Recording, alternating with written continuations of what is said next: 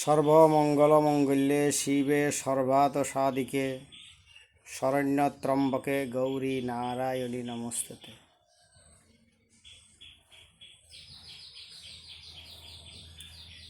ভাদ্র মাসের কৃষ্ণপক্ষের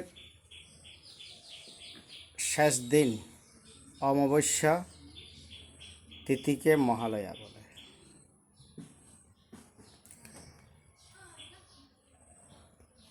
পিতৃপক্ষ শেষ হওয়ার পর মাতৃপক্ষের শুভারম্ভ হয়। জগৎজননী দেবী দুর্গা কৈলাস থেকে মর্ত্যলোকে ভক্তদের কৃপা করতে আসেন। তাই মহালয়ার দিন আমাদের প্রত্যেকের কর্তব্য মহালয় মানে যা মহামায়ার শুভ আগমনকে মহালয় বলা হয়। তো মহামায়া শুভ আগমনে আমাদের প্রত্যেকের আনন্দ, প্রত্যেকের আনন্দ মাতোয়ারা হতে হবে। মহালয়ার দিন আমাদের প্রত্যেকের করণীয় প্রাতকালে মঠ মন্দির গৃহ সমস্ত কিছুতে আমাদের কর্তব্য যে ধূপ ধানি জ্বালানো, পুষ্পর্ঘ নিবেদন করা, সকালে স্নান করে চণ্ডী পাঠ করা, গীতা পাঠ করা, গুরুর নাম জপ করা। এই মহালয়ার দিনে পিতৃপুরুষরা যারা দেহত্যাগ করেছিলেন তারা এই মহালয়ার দিন স্বর্গলোকের থেকে পিতৃলোক থেকে তাদের পরিবারের আশীর্বাদ করার জন্য, পরিবারকে আশীর্বাদ করার জন্য মর্ত্যধামে আসে। তখন কি করতে হয়? তর্পণ করতে হয়।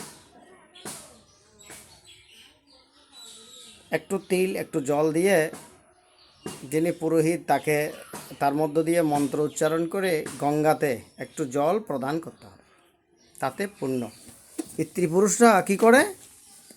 পিতৃপুরুষরা তাদের বংশধরকে আশীর্বাদ করে পিতৃপুরুষরা আবার স্বর্গে পিতৃলোকে গমন করে।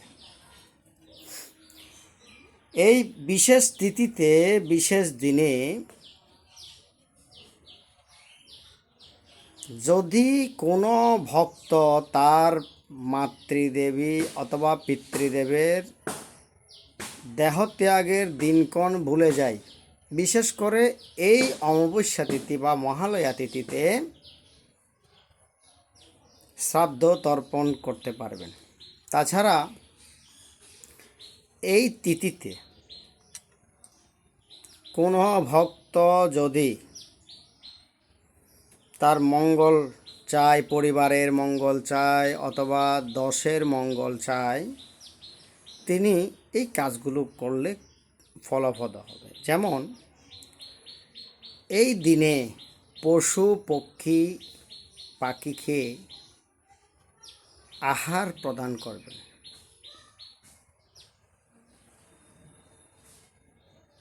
আহার প্রদান করলে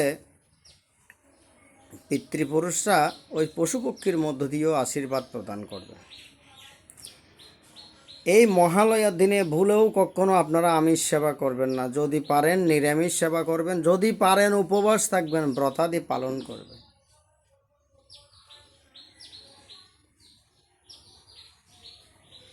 এই মহালয়ার দিনে মানে আগামীকাল কোনো ভক্ত যদি কোনো অসহায়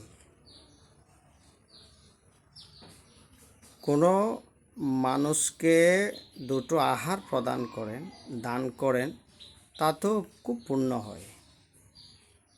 যদি আপনাদের শক্তি বা সামর্থ্য থাকে, ব্রাহ্মণ বৈষ্ণব মহাত্মা মহারাজ অথবা ছোট শিশুদেরকে সেবা প্রদান করবেন। তাতেও পুণ্য হয়। আপনি 5 থেকে 7 জন মানুষকে সেবা করাবেন, 5-7 জন, পারলে ততোধিক করান, না পারলে 2 জন করান। তবে হ্যাঁ, পূর্বপুরুষদের উদ্দেশ্যে শ্রদ্ধার সাথে সে শ্রাদ্ধ সমাপন করবেন বা তিল দান করবেন। এই দিন গীতা পাঠ, গুরুর নাম জপ, হরে কৃষ্ণ মহামন্ত্র জপ করা অত্যন্ত শ্রেয়। এই মহালয়ার দিন মিথ্যা কথা না বলা,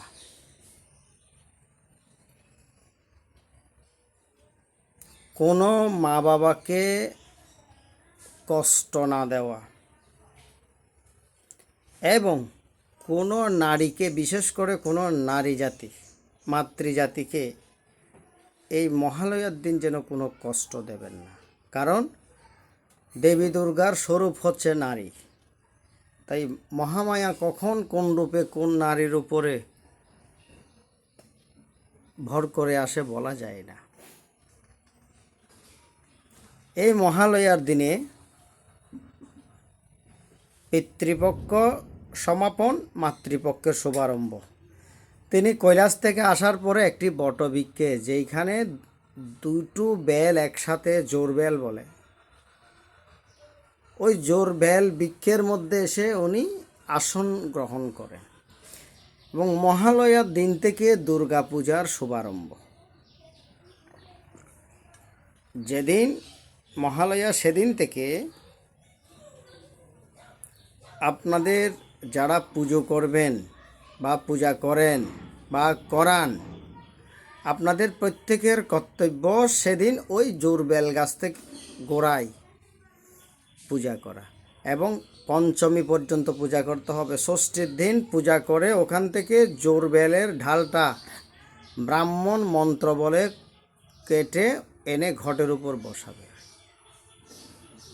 সেদিন থেকে মহাষষ্ঠীর শুভারম্ভ। তখন উনি কোথায়? মণ্ডপে প্রবেশ করে। তাই মায়ের কৃপা সকলের উপর বর্ষিত হোক। সবার প্রতি শুভকামনা রইল। মহালয়াতে সবার জীবন সুন্দর সুখময় হোক, এই আশা ব্যক্ত। সবাইকে শুভ প্রণাম, শুভ প্রণাম, শুভ প্রণাম। ওম সৃষ্টি স্থিতি বিনাশানাং শক্তিভূতে সনাতনী গুণাশ্রয়ে গুণাময়ী নারায়ণী নমস্তুতে। ওম শান্তি শান্তি শান্তি।